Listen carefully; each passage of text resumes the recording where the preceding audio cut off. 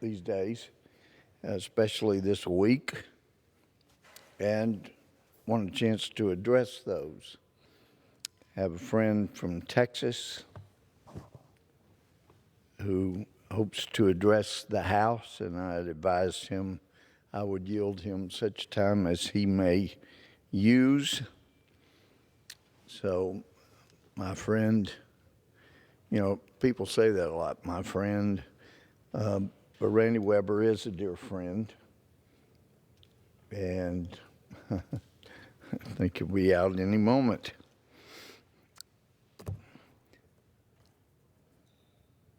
In the meantime, bills that I think we had 11 to 12 hour hearing on yesterday in Judiciary.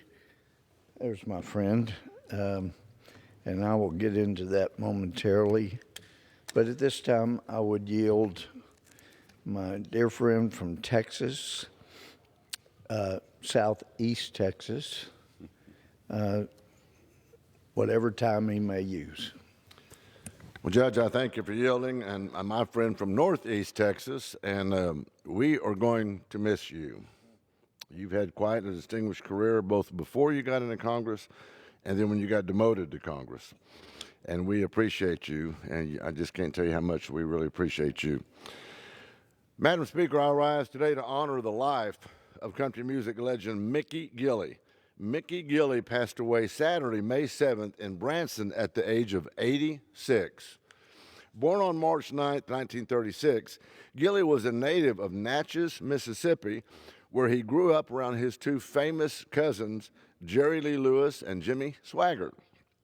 In his career, Gilley earned 39 top hits and 17 number one songs. With 6 Academy of Country Music Awards, a star on the Hollywood Walk of Fame, and a member of the 2011 Texas Country Music Hall of Fame, Gilley was also one of only a few artists who have also received the Academy of Country Music's Triple Crown Award. But it was the opening of the Country Dance Club bearing his name that changed the world of country music forever. It was 1971 when Mickey officially opened the doors of his famous honky tonk. Gilley's reputation grew so much that Hollywood even took notice with the hit movie Urban Cowboy, where he even made an appearance alongside of none other than John Travolta, Deborah Winger, and Johnny Lee. Inspired by the real-life romance of a pair of the club's patrons, Urban Cowboy put Gilley's on the map, revived music careers, launched others, introduced two-stepping to a whole new audience, and created a lifestyle that's been adopted by millions. Following his role in Urban Cowboy, Gilley found himself performing in the main showrooms in places like Las Vegas, pardon me, Reno, Tahoe, and Atlantic City, and even traveling to Europe to perform. Gilley even performed for Presidents Ronald Reagan and George H.W. Bush. Over the decades, Gilley appeared in a number of popular television series, including The Fall Guy, Fantasy Island, Dukes of Hazzard, Murder, She Wrote, and Chips. Not only will Mickey Gilley's music live on in the hearts of so many that loved his music, but his cultural influence cannot be understated. Urban Cowboy became an American phenomenon, and it was influenced by the real-life stories of Gilley's patrons, Dew Westbrook and Betty Helmer.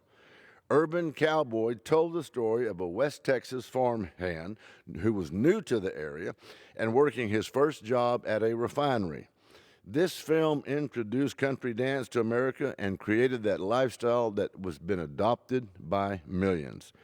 Even more surprisingly, it directly resulted in the most unlikely outcome of all. Country western music became mainstream. Once considered outdated hillbilly attire, cowboy hats and belt buckles became high fashion. On Saturday, January 29th, Mickey came to the Galveston Regional Chamber of Commerce's celebration, the 50th anniversary of Gilley's and the 42nd anniversary of Urban Cowboys. It was a great celebration with thousands, and Mickey actually sang for us to the delight of the crowd. We even presented him with a copy of a tribute that I had done to him right here on the floor of the U.S. House of Representatives and a plaque commemorating that event.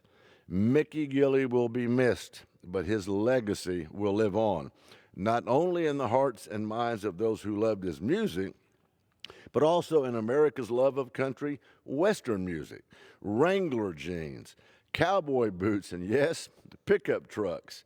He has even been featured in the very popular Texas Hot Country magazine. I know the publisher well, Leon Beck, great guy.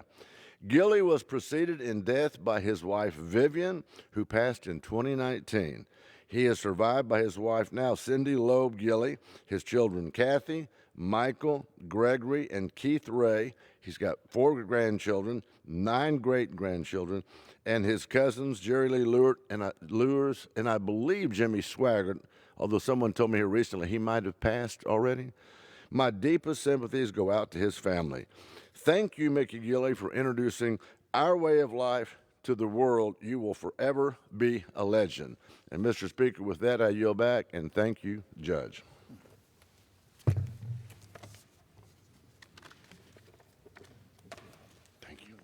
Thank you. You bet.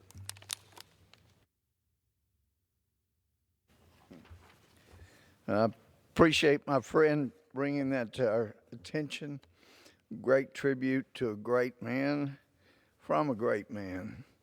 And I did attend and help things out at Gilley's on number of occasions there in Pasadena, Texas, that is, right not far from downtown Houston.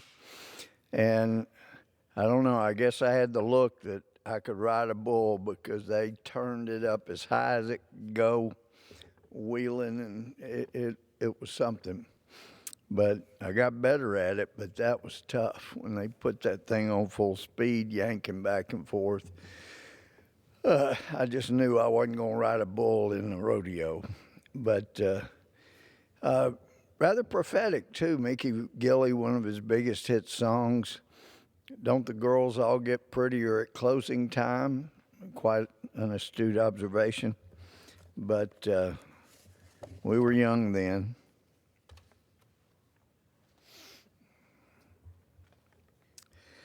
It was interesting hearing the colloquy, the exchange between Representative Scalise and Leader Hoyer. Discussion about inflation. I remember quite vividly the years under President Gerald Ford, and he adopted WIN, had WIN buttons, W-I-N, stood for Whip Inflation Now. And the failure of the policies at that point to whip inflation helped bring in, along with Watergate, helped elect President Jimmy Carter. And things just got worse and worse. We lost our national or international standing. Countries did not respect us. Beginning in 1978, I was stationed at Fort Benning, Georgia. Said before, we weren't in combat during my 4 years on active duty, but I still have deep regrets that President Carter did not respond more appropriately when an act of war occurred in Iran, in Tehran, when our embassy was attacked and over 50 employees taken prisoner. We were put on alert. That went up at Fort Benning, and people weren't sure who all was going to be going if, group there was sent. But I still believe, having lived through those days, watching every development, that if President Carter had made clear to the Iranians, you will either release, and initially they started out, I think it was around 3 days, the spokesman for the Ayatollah kept saying the students attacked the embassy, the students took the hostages. I mean, I was young, but I wasn't stupid, and it appeared pretty clear to me that the spokesman for the Ayatollah was giving himself a back door. The students did this. That way, if President Carter reacted as he should have and said, you'll either release those hostages, get them released from the students, play along with the ridiculous thing they were saying. If you don't get those released within 48 hours, say 72 hours, something like that, then we're sending as many people as it takes to get our people back and to stop the act of war you started. But if it's the students, you can just take care of that quite easily. But again, you don't release them, see that they're released, we're coming, and if you harm one hair on their heads, then we are going to take everyone associated with the Ayatollah Khomeini, including the Ayatollah Khomeini, out. They will not exist after we come. And I really felt like if President Carter had taken that strong position, they would have been released. He couldn't bluff. He has to be serious about it. But if he had said it, wasn't bluffing, then I really felt like they would have been released. And nobody was dying to go to Iran at Fort Benning, but everybody I knew was willing to go and give up their lives if necessary. That was part of being in the service. But that never happened, and it took getting a new president, Ronald Reagan, in office before people around the world began to take the United States seriously. But some in this body have talked before about, oh, no, we don't want to give the radical Islamists something to recruit with. Well,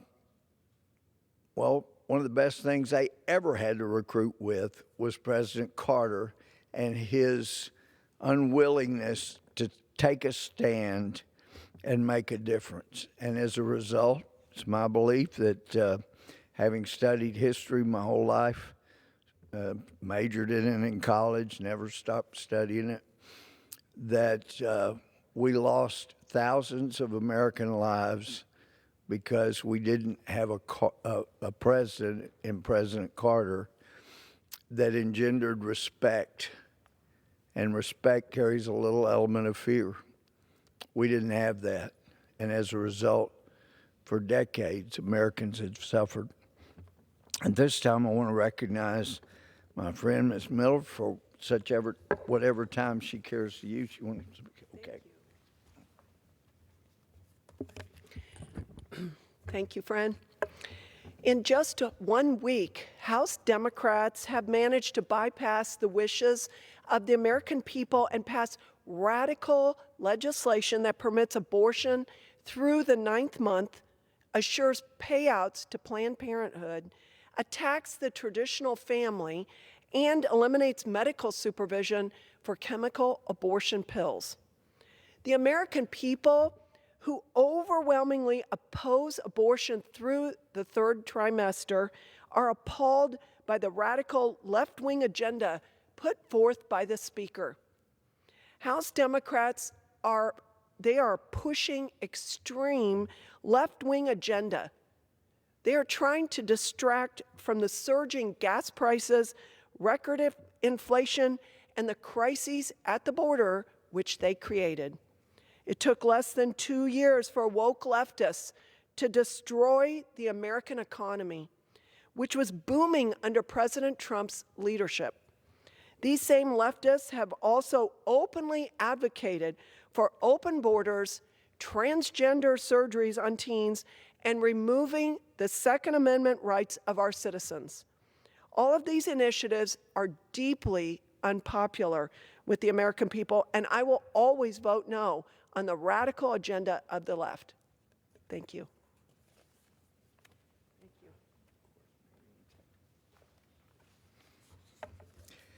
And when Mary Miller tells you something, you can count on her being truthful about it. So yesterday, we had many hours of hearing and judiciary on a couple of bills. One of them, the Democrat majority and leaders in the judiciary in the Democratic Party were saying repeatedly that no one has gotten the immunity from liability like the gun manufacturers. And that was said many ways, many different times, vilifying gun manufacturers. Now, what it boils down to is, in the Second Amendment, it makes very clear that, in the operative part, that the right of the people to keep and bear arms shall not be infringed. Well, it's been infringed many times. The Supreme Court has had to strike things down many times. So the effort to eliminate the Second Amendment through the courts has not occurred. But we're dealing with some smart people. You can be smart and not have common sense. We're dealing with some smart people here who have figured out, okay, we've tried every which way to get rid of the Second Amendment. If we're ever going to get to the progressive, socialist, communist dream, whichever one of those you want to use, it's all pretty well the same thing these days. You're going to have to get rid of the Second Amendment. The left knows that. And they've made some strides. They've made some dents into the Second Amendment. But this is going to make use, if they get it passed into law, not of warfare, but of what's come to be known as lawfare. It's where you overwhelm someone or some entity with so many lawsuits that they cannot continue. And if it's an entity, you put them out of business, simply not because they're liable, but it's because they can't handle that many lawsuits. It just undoes them and puts them out of business. And if you look historically, where that would take us is to the medieval type thinking, where you had this small group of elites. They rode everywhere they went, and us peasants would walk everywhere we went. Maybe there was a big wagon that would carry the peasants at times, but the ruling elite, which is what you get with socialism, progressivism, this tiny veneer ruling elite that billionaires in America think mistakenly that they'll be part of if they help get to that socialist utopia, being ignorant of the fact that every time a nation moves to socialist utopia, once they're there, they thank the gazillionaires for all the money they helped make the socialist dream come true, and then they either kill them or send them to a gulag and take all of their money. So these billionaires that are pouring in money, the socialist leaders saying, thank you very much, oh, we appreciate you so much, but if they get to that socialist utopia, those billionaires that made it possible will either be dead or wish they were, because they're in some prison, some gulag somewhere doing work requirements. So that's historically what we're talking about, but I keep coming back to that vision of what is being pursued and what will the outcome be. Once you either eliminate the Second Amendment or you eliminate every entity that makes guns, then the ruling elite can get closer to their dream of being the ones riding in private jets, in Suburbans, up armored, being the only ones in America who have guns for their security forces, while all the peasants, the masses, the unwashed, all of us would have nothing. And we would have to kowtow and bow. Now, I got a little taste of that the summer I was in the Soviet Union as an exchange student back in the 70s. And I thought it was crazy. We were told, there were 8 Americans allowed in on this program. We were told in orientation, look, you've got to understand, in a communist society like the Soviet Union, only the elite have cars. Everybody else takes mass transportation or walks. So in the United States, pedestrians generally have the right of way, but don't think for a second, we were told, anywhere in the Soviet Union that you have the right of way as a pedestrian, because only the ruling elite have the cars, and it's a game to them. They will try to hit you because they know, as the ruling elite, if it ever came to court or there was some question about you as a pedestrian being hit, the ultimate result would be a ruling that you should have seen the car coming and gotten out of the way, because these are the ruling elites and you are the peasants. Great socialist utopia. That's where we're headed if these kind of bills get passed. If you can't get rid of the Second Amendment, their strategy that we lived through hours of yesterday, bankrupt the gun manufacturers, and then we'll be on our way. And that way, only the ruling elite will have security forces with guns, and everybody else will either walk or take the mass transportation. The ruling elite gets the private jets.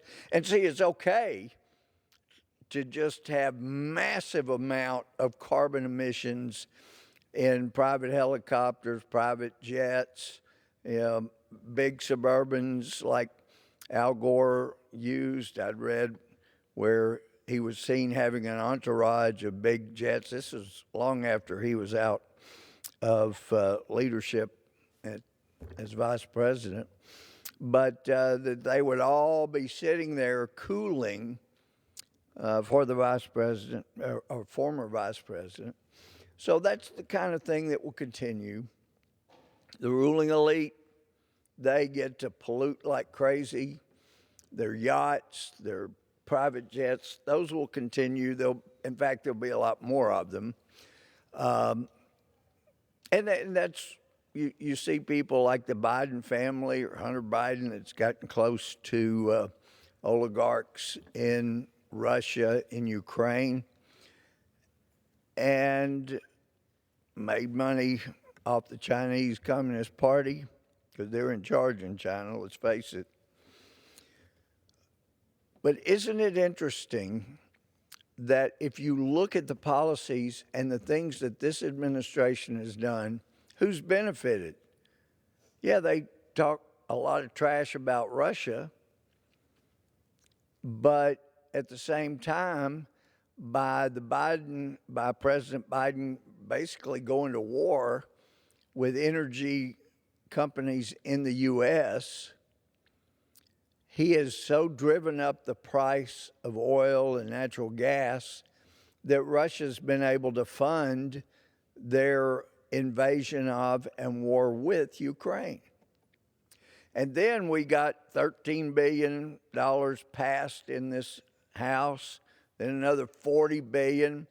I voted for the 13. I didn't vote for the 40 because it didn't appear to me there was enough restraint on what President Biden could do with the money. And, you know, it made big headlines in the last few weeks when Biden administration announced, gee, we're going to provide $820 million to Ukraine. Well, you have $53 billion to work with, and you're trickling out $820 million while Russia is making big advances in Ukraine. For heaven's sake, that was one of the reasons I didn't vote for the $40 billion, because I figured that the Biden administration would find other things to do with it.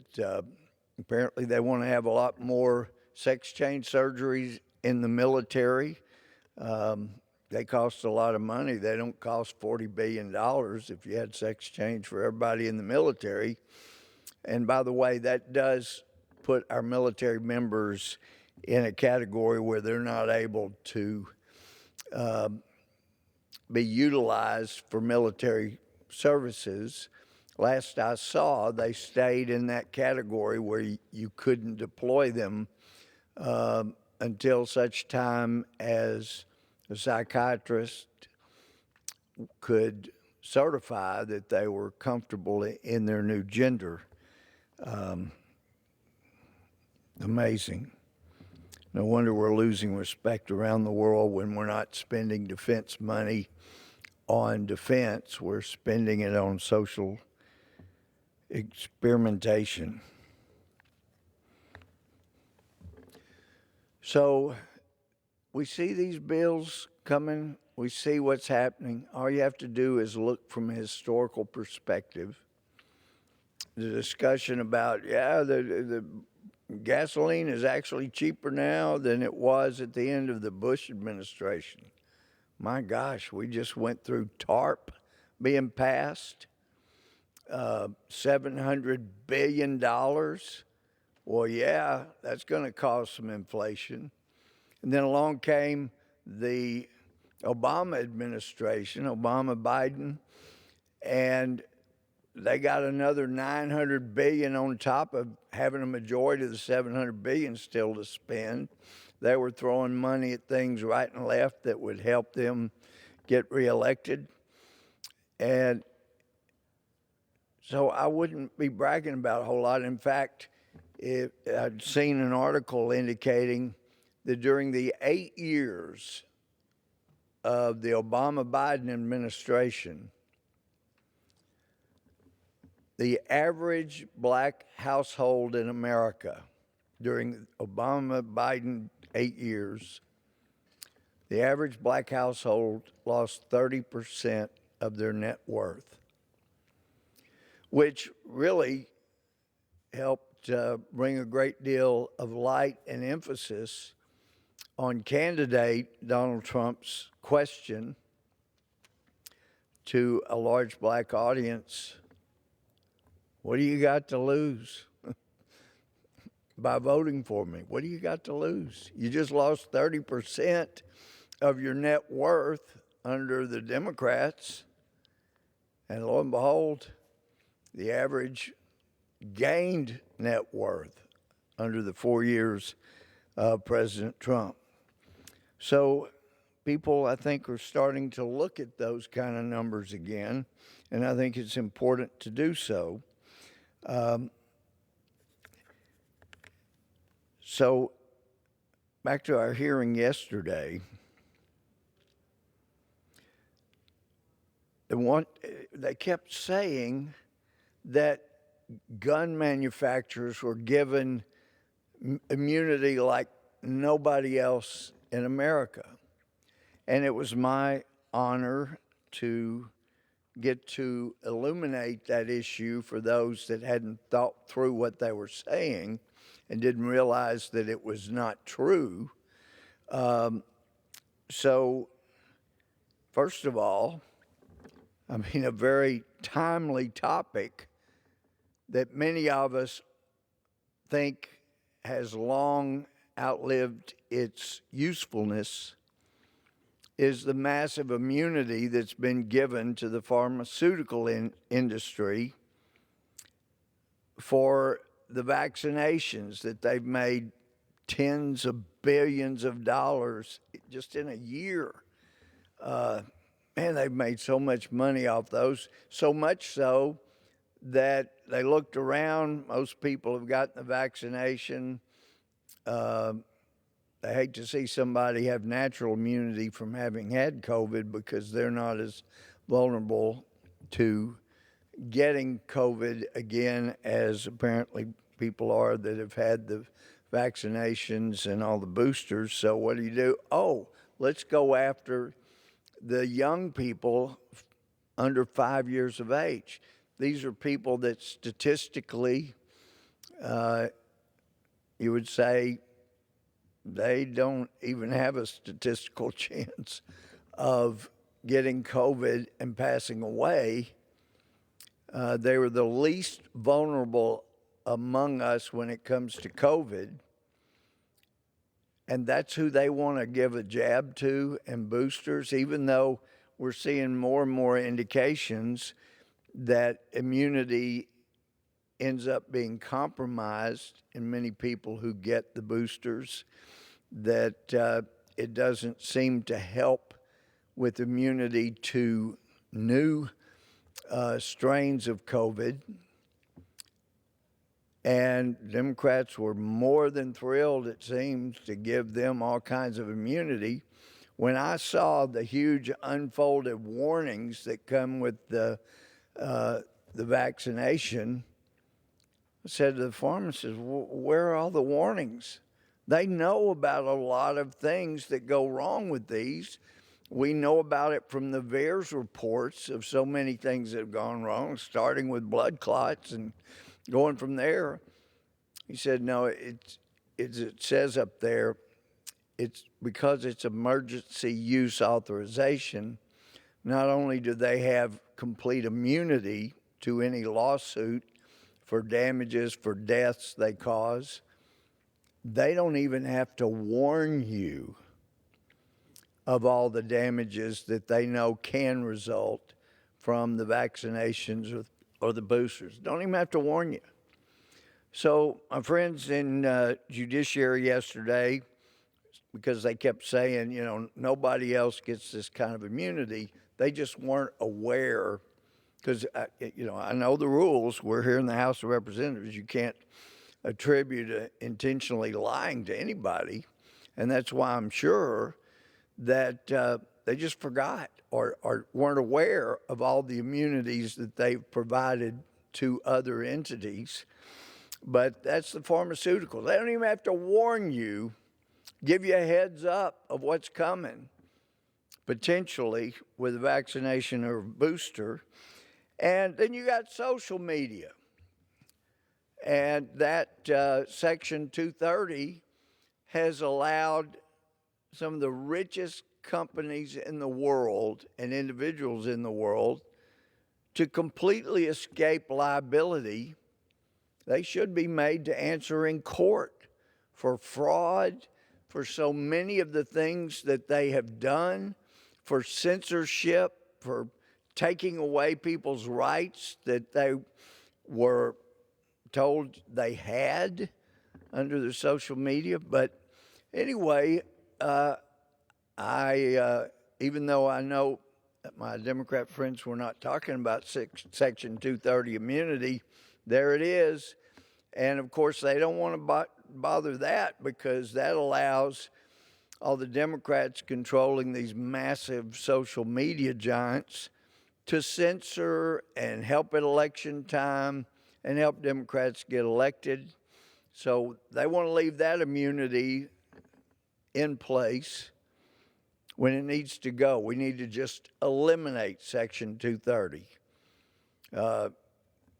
We were told, well, that was important to have to allow them to get started. Well, listen, they're started, and they're some of the most powerful companies in the history of the world.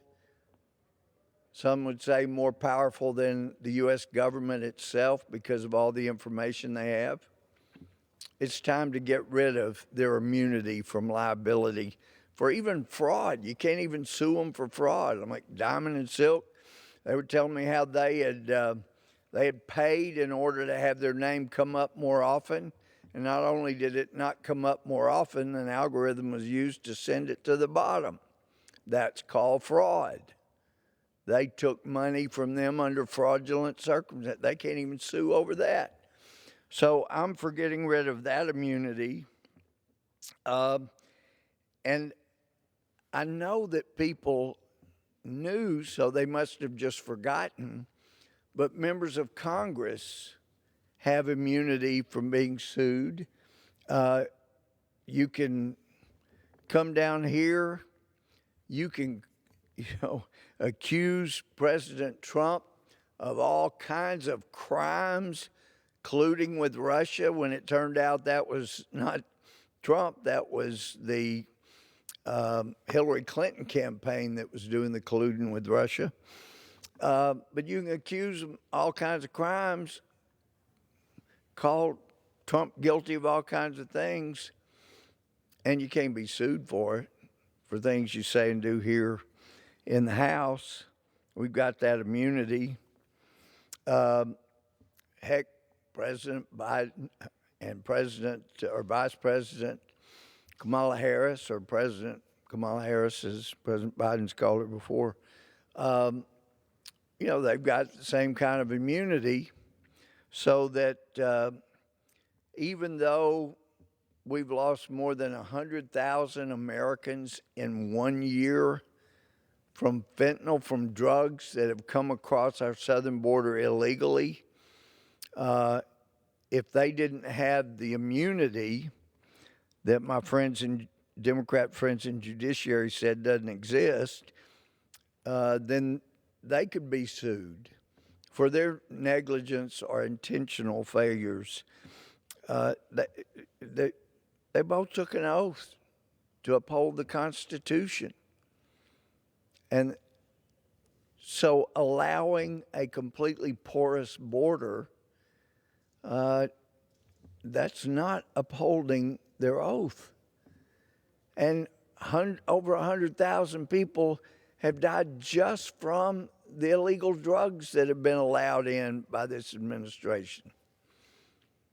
So if not for the immunity, President Biden could be vulnerable to lawsuit. And even with all the money that Hunter's helped bring in, it wouldn't be enough to pay all the judgments if it weren't for the immunity. Maybe somebody might, if they were not immune, somebody might try to allege that it was negligence and purely stupid to put someone in charge as border czar who would never go to the border to even investigate and see at the border what was going on. That would make her vulnerable to liability as well, except for the immunity. So those are rather important ideas to remember. Republicans didn't give gun manufacturers some kind of exclusive immunity. They are liable if they're negligent, if they even have strict liability. If there's a defect in manufacturing or design, they're liable. If in one case they paid out millions of dollars because they had advertised and targeted a specific audience they shouldn't have. So they clearly have liability.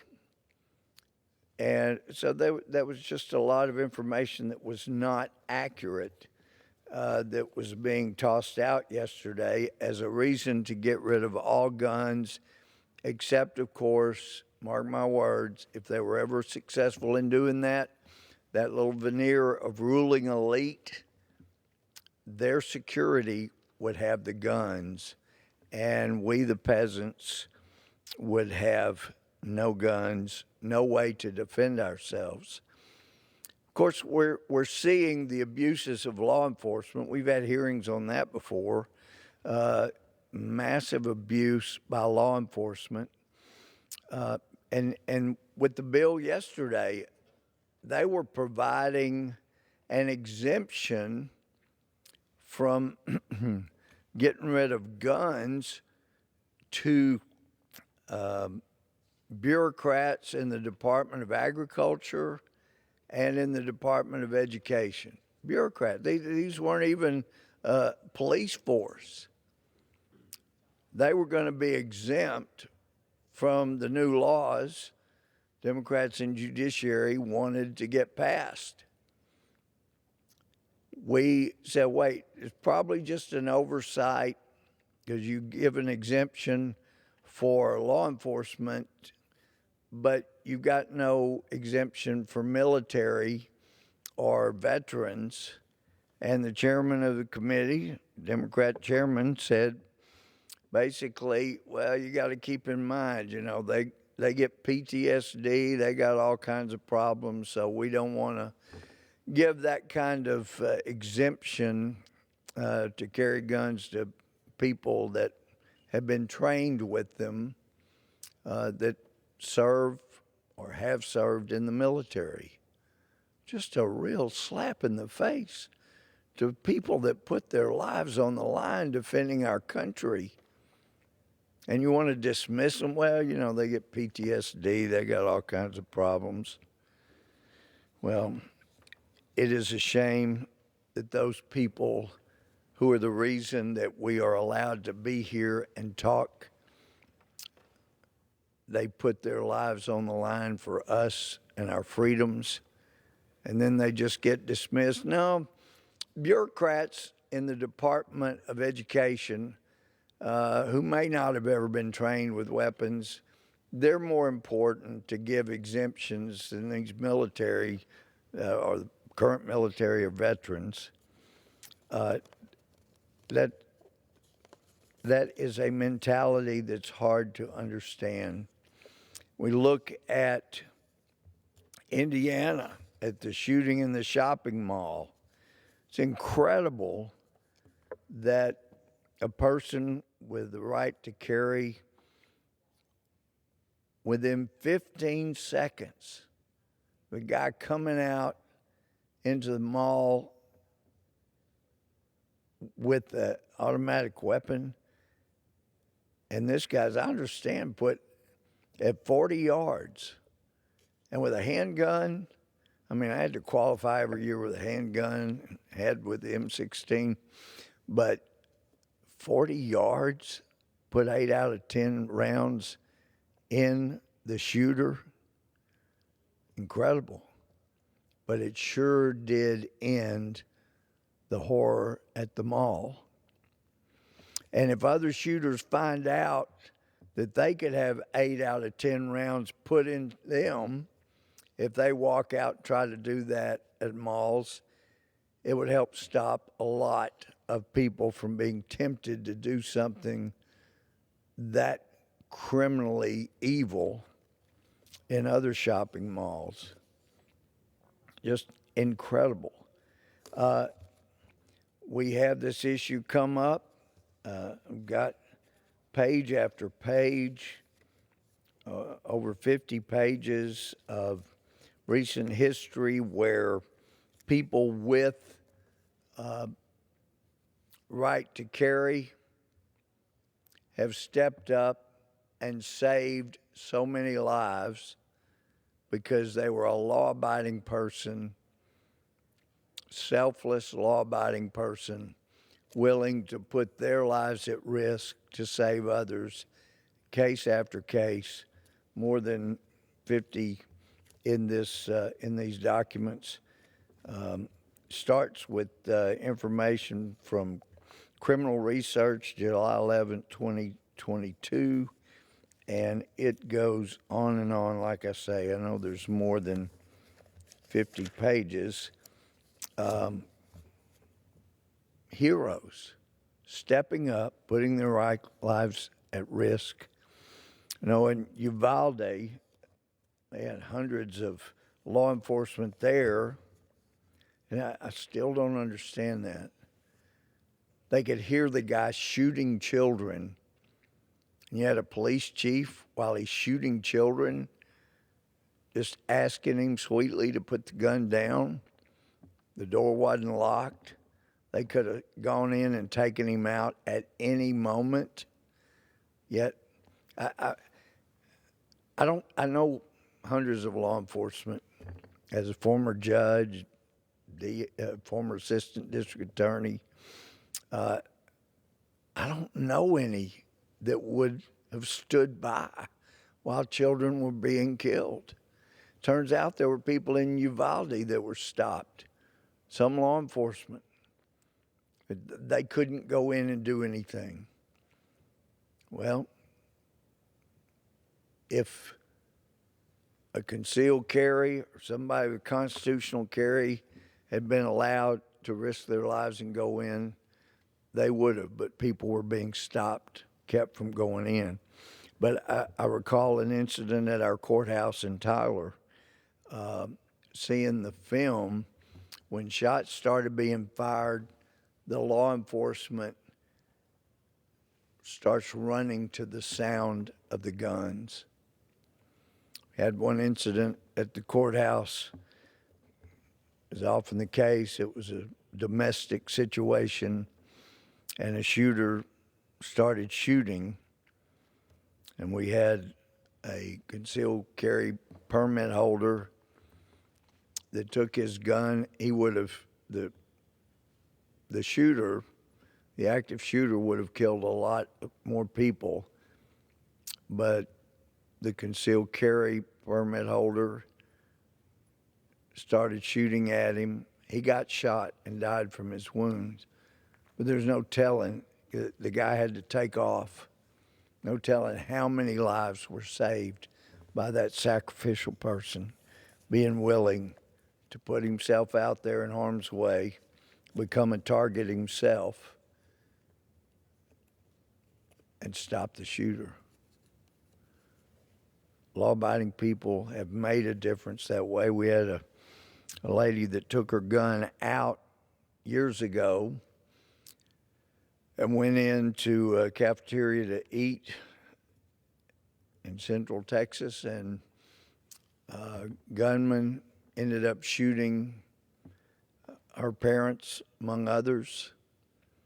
And if she had been allowed to have her gun, she would have stopped him. And then she led the charge in the state legislature to get concealed carry permits, and that was the basis of the start there. But you got to have people who have been taught there are some absolute rights and some absolute wrongs. Like, C.S. Lewis became a Christian from being, he would say, agnostic, seemed like sometimes atheist, but he liked to cajole Christians. Yes. Why isn't it easier just to admit there can't be a just God with so much injustice? And it finally dawned on him, the brilliant Oxford professor that he was, how could he say that there was injustice if there were not some absolute universal standard somewhere of right and wrong? And if that existed, there must be something like a God that put that in place. And the more he wrestled with that, the more he came to understand, that we all have innate in us this feeling of fairness, of justice. As he pointed out, it would be like someone born blind at birth trying to describe, sight. How would you know that there's light or no light if there weren't something universal in it? Same with injustice, and that realization, there can't be injustice that we would know. We couldn't know it if there wasn't an absolute universal justice and injustice. And then that eventually led him further inquiries, further research, and he became a Christian. Well, there is justice, there is injustice, there are gray areas we argue about. But as John Adams said, and I say it often because it was such a brilliant quote from one of the founders who was there for the constitutional debate, but he said this Constitution was intended for a religious and moral people. It is wholly inadequate for the government of any others. And if we're not going to teach children that thou shalt not murder, then we can't have a Second Amendment right. If we're not going to teach children these things, these commandments, these are universal. You're not to lie. You're not to envy other people. There are things that are just not healthy for you and not healthy for society, for the culture, and they're universal. They're not healthy. They're not good. You know, honor your father and mother. Of course, fathers and mothers are supposed to, be fair with their children. But if we're not going to teach that, if we're just going to teach, well, everything's relative, it depends on your circumstances, may be right for you and wrong for somebody else, right for them, wrong for you. It's all relative. Now, if we're not going to teach that some things are absolute, we cannot have the rights that are provided, that our founders said were provided by our Creator. We'll have to get rid of them. We'll have to go to being what some already want, and that's a totalitarian government. It's where it always goes. We're already breaking records every day that we continue to live under our Constitution. But we're no longer a religious or moral people. People thought historically when we got rid of slavery, we were so on the right track. And when Dr. King did so much to allow somebody, a little boy like me, to be able to treat black brothers and sisters as brothers and sisters, he did so much. And then somehow now we're regressing where we want to have segregated dorms, segregated this and that. I can't believe that people are wanting to regress. But if you're not going to teach some of these absolute moral truths, we're going to have to give up our rights that our founders, so many of them, and so many over the last 240 years have died to make sure we had. And I don't want to do that. I don't want to give them up. But Congress has got to start using better judgment.